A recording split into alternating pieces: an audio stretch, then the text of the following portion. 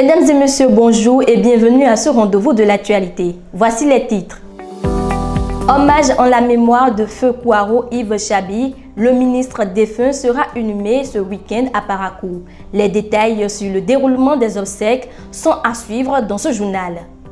Devoir de mémoire, aujourd'hui, il y a 35 ans, jour pour jour, la conférence nationale des forces vives du Bénin se refermait au PLM Alédio de Cotonou. On en parle dans ce journal. Hors de nos frontières en RDC, plusieurs personnes sont mortes dans 2 explosions lors d'un meeting du M23.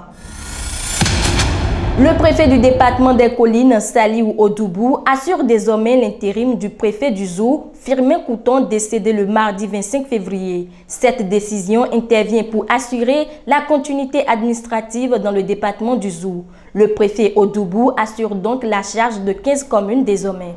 Son choix pour assurer l'intérim du défunt préfet pourrait se justifier par la liaison qu'il y avait entre les 2 départements pendant que l'actuel découpage territorial n'était pas encore effectif. On parlait du département du Zou-Colline. En dehors de la charge administrative, le préfet intérimaire est chargé d'organiser les obsèques de son prédécesseur. Il sera assisté à cet effet par le secrétaire général du département et les chargés de mission du préfet défunt. La République rend ce dernier hommage au défunt ministre Kouaro Yves Chabi ce week-end. Le gouvernement a rendu public le programme officiel des obsèques hier jeudi. Une messe d'enterrement sera dite à Parakou ce samedi 1er mars 2025 à 10h. Elle sera célébrée par Monseigneur Pascal Nkwe, archevêque de Parakou. La messe aura lieu dans la cathédrale Saint-Pierre-Paul. Au cours de cet office religieux, les hommages du gouvernement seront rendus à feu Kouaro Yves Chabi. S'ensuivront les mots de remerciement de la famille. Le ministre sera ensuite inhumé dans son domicile de Parakou dans la stricte intimité familiale. Un moment clé de l'histoire politique du Bénin, la conférence des forces vives de la nation de février 1990. 35 ans aujourd'hui que cette assise qui a ouvert la voie au renouveau démocratique s'est achevée. Feu Mathieu Kérékou était président de la République à l'époque et c'est lui qui avait convoqué la conférence. Je vous propose d'écouter un extrait de son discours lors de la clôture des travaux.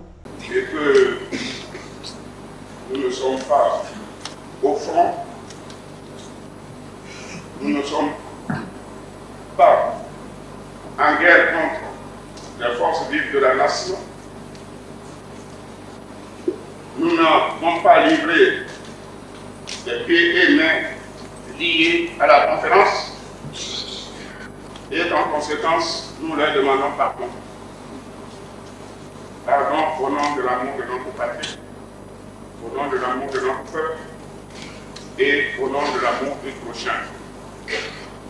Chers compatriotes, nous avons pris toutes nos responsabilités en connaissance de cause, en conviant les représentants de toutes les forces vives de notre pays, sans considération de leur sensibilité politique, à une conférence nationale visant à établir par le dialogue, la concertation et la concorde un consensus dynamique et constructif à la mesure des légitimes et profondes aspirations du peuple béninois tout entier.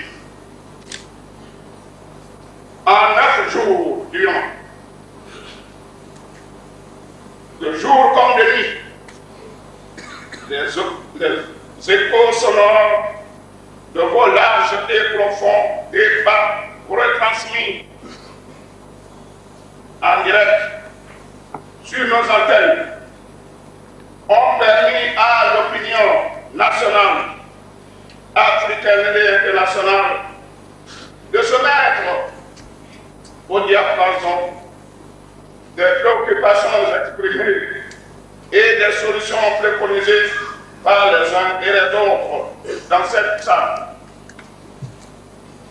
En cette séance solennelle de la clôture officielle des travaux de la conférence nationale, nous voudrions remercier et féliciter vivement tous les délégués qui n'ont ménagé ni leur temps ni leur santé pour faire en sorte que l'impasse soit évitée et que les espérances du peuple béninois ne soient pas déçues. La conférence nationale des forces vives avait accouché d'un rapport général. Le document fait le point des différentes décisions et résolutions prises lors de cette assise dont les membres avaient proclamé la souveraineté.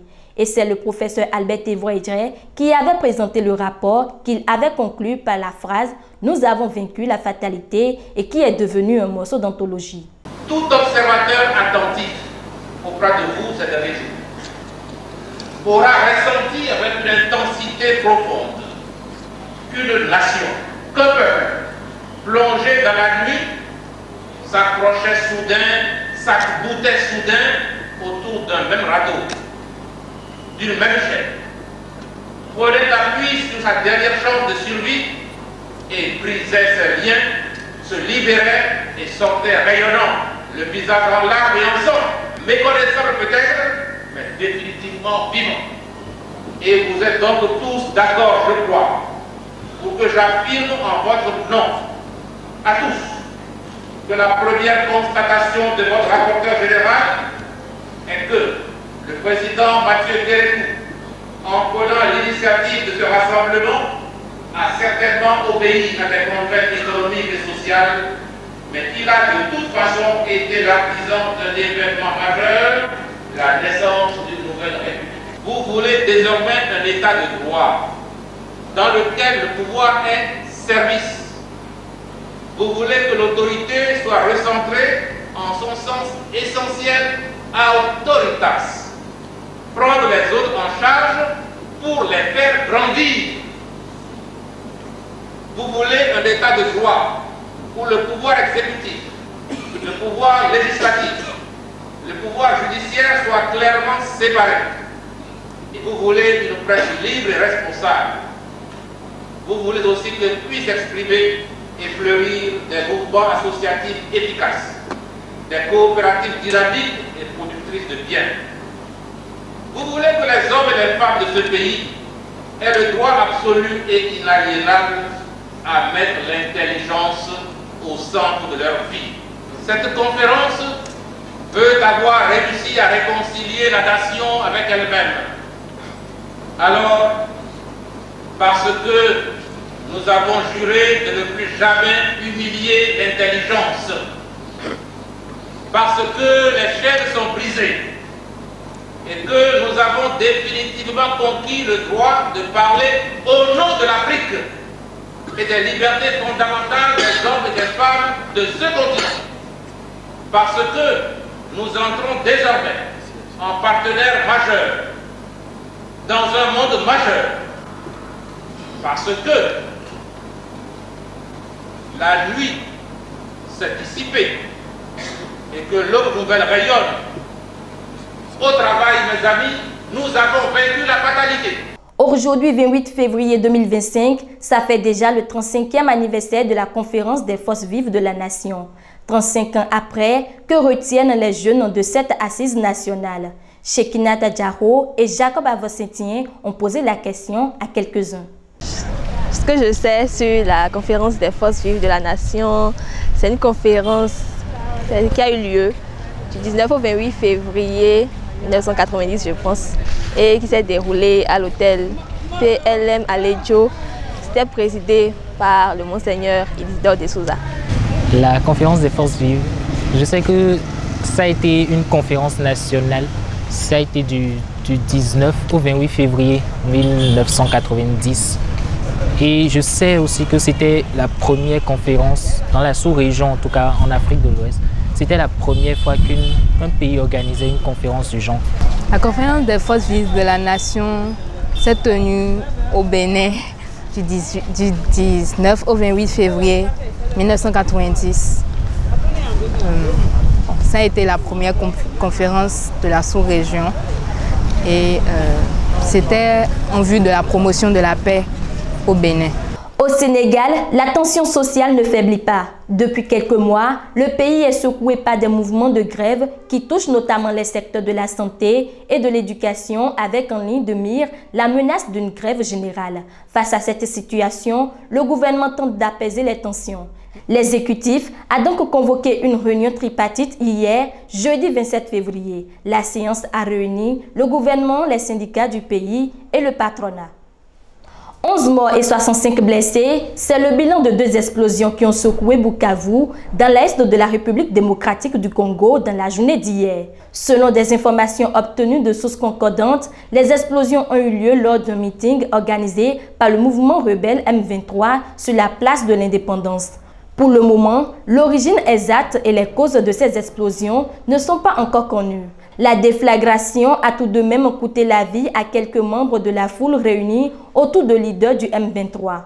Le mouvement rebelle a pris le contrôle de la ville de Bukavu depuis le 14 février. C'était la dernière information de ce rendez-vous de l'actualité. Retrouvez en direct sur AC2 Télévision la grande édition du journal tous les jours à 13h, 16h, 20h, 23h, 3h et à 7h du matin.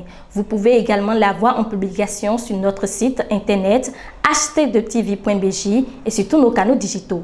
Merci d'être resté des nôtres. Passez un excellent week-end.